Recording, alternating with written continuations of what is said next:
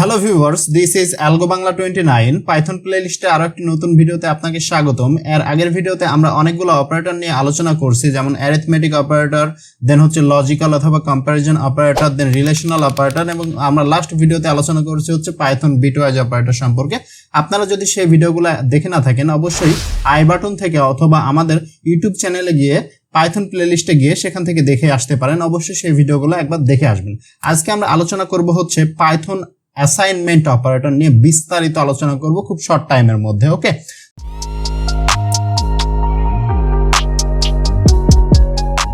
তাহলে Python assignment operator ultimately কাজটা কি সেটা আমরা একটু জেনে নিই।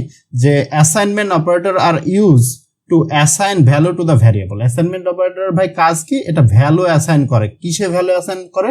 ভেরিয়েবলে। ভেরিয়েবল কি সেগুলো তো অলরেডি জানেন, আমরা আলোচনা করছি। তাহলে পাইথনে অনেক ধরনের অ্যাসাইনমেন্ট অপারেটর আছে, অর্থাৎ আগে যে আমরা অপারেটরগুলো নিয়ে আলোচনা করছি, যেমন অ্যারিথমেটিক অপারেটর, লজিক্যাল এবং রিলেশনাল এবং বিটওয়াইজ, চারটা যে অপারেটর নিয়ে আলোচনা করছি, ওখানে যতগুলো অপারেটর ছিল সবগুলো অপারেটর কম্বাইন করে আমাদের হচ্ছে পাইথন অ্যাসাইনমেন্ট অপারেটরটা কাজ করবে। আমরা অলরেডি একটা অ্যাসাইনমেন্ট অপারেটরের সাথে পরিচিত, আমরা রেগুলার ইউজ করে আসছি, সেটা হচ্ছে ইকুয়াল অ্যাসাইনমেন্ট অপারেটর। এটাকে অ্যাসাইনমেন্ট অপারেটর বলা হচ্ছে, যেটাকে আমরা ইকুয়াল সাইন হিসাবে চিনি। আর এর আগে যতগুলো অপারেটর নিয়ে আলোচনা করছি, যে চারটা অপারেটর নিয়ে আমরা আলোচনা করছি, সেই চারটা অপারেটরের যতগুলো সিম্বল ছিল, সেই সিম্বল যদি আমরা ইকুয়াল সাইনের পূর্বে লাগাই, তাহলে প্রত্যেকটা অপারেটরের নাম একটু আমাদের চেঞ্জ হবে। যেমন প্লাস ইকুয়াল, এটা মানে বোঝাবে হচ্ছে অ্যাডিশন অ্যাসাইনমেন্ট। মাইনাস ইকুয়াল মানে হচ্ছে সাবট্রাকশন অ্যাসাইনমেন্ট অপারেটর। তারপরে কি স্টার ইকুয়াল মানে মাল্টিপ্লিকেশন অ্যাসাইনমেন্ট। স্টার সাইনটা কিসের ছিল? মাল্টিপ্লিকেশন, আর ইকুয়াল হচ্ছে আমাদের অ্যাসাইনমেন্ট, মিলে মাল্টিপ্লিকেশন অ্যাসাইনমেন্ট। দেন ডিভিশনের ক্ষেত্রে ডিভিশন অ্যাসাইনমেন্ট, মডুলাসের ক্ষেত্রে মডুলাস অ্যাসাইনমেন্ট, দেন এক্সপোনেনশিয়ালের ক্ষেত্রে এক্সপোনেনশিয়াল অ্যাসাইনমেন্ট, ফ্লোর ডিভিশনের ক্ষেত্রে ফ্লোর ডিভিশন অ্যাসাইনমেন্ট। তারপর বিটওয়াইজ অপারেটর যেগুলো জানছি, বিটওয়াইজ অ্যান্ড অ্যাসাইনমেন্ট, তারপর বিটওয়াইজ অর অ্যাসাইনমেন্ট, তারপর বিটওয়াইজ এক্সঅর অ্যাসাইনমেন্ট। দেখেন পাশে কিন্তু নামগুলো লিখে রাখছি।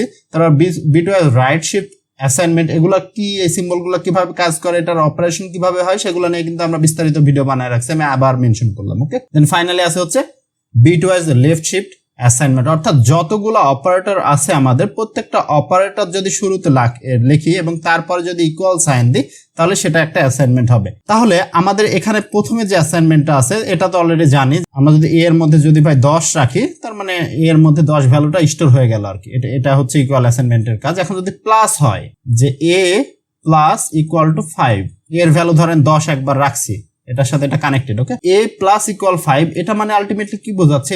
এর ভ্যালুটা 10 থেকে এখন 15 হয়ে গেছে। আগে ছিল 10, 10 এর সাথে আরো 5 হয়েছে। এই প্লাস ইকুয়াল মানে কি বোঝাচ্ছে? আলটিমেটলি যে এ ইকুয়াল টু এ প্লাস 5, এটা লেখাও যে কথা, এটা লেখাও একই কথা। ঠিক আছে, আমরা একটু ভিএস কোডে যাই। ভিএস কোডে লিখলে হয়তো ভালো বোঝা যাবে।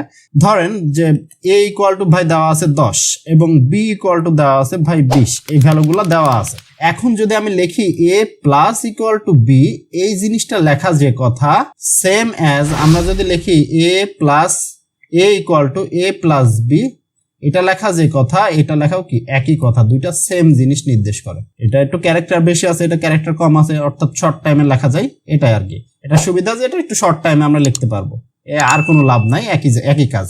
তাহলে আলটিমেটলি এর ভ্যালুটা এখানে আলটিমেটলি কত আসছে? এর আগের ভ্যালু কত ছিল? 10, এবং পরে হলো হচ্ছে বি এর ভ্যালু ছিল 20। টোটাল এর ভ্যালু তাহলে কত আসলো? 30। এখানে এর ভ্যালু 30 আসবে, এখানেও সেম অ্যাজ 30 আসবে। অর্থাৎ এখানে যে এর ভ্যালু আগে কত ছিল? 10, 10 এর সাথে আমাদের প্লাস হচ্ছে বি এর ভ্যালু 20, প্লাস হওয়ার পর সেই টোটাল ভ্যালুটা আবার এ এর মধ্যে স্টোর হচ্ছে। এটা হচ্ছে কাহিনী। ক্লিয়ার?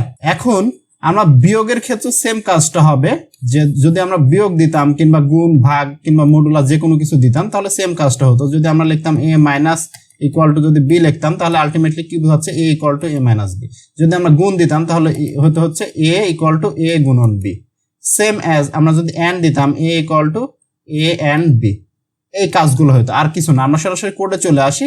এটাই হচ্ছে কাজ। আপনারা যে কোনো একভাবে লিখতে পারেন। অ্যাসাইনমেন্ট অপারেটর জাস্ট আপনার কোডটা একটু ইজি, সহজ বা সুন্দর মনে হবে আর কি। আমরা এর মান 10 দিলাম, বি এর মান আমরা 20 দিলাম। আপনারা যে কোনো কিছু দিতে পারেন। আমরা দিলাম যে এ প্লাস ইকুয়াল টু হচ্ছে বি।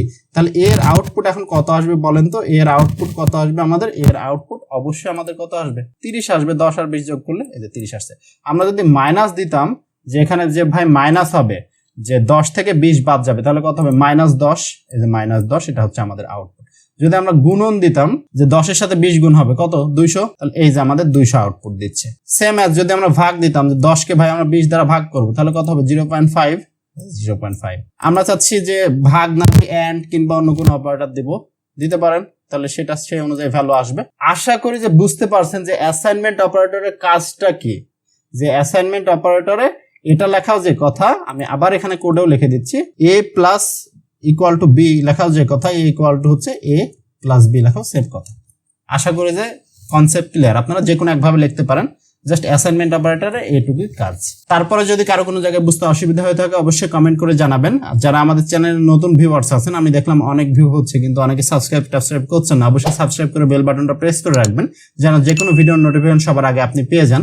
ধন্যবাদ সবাইকে। This is Algo Bangla 29। ধন্যবাদ।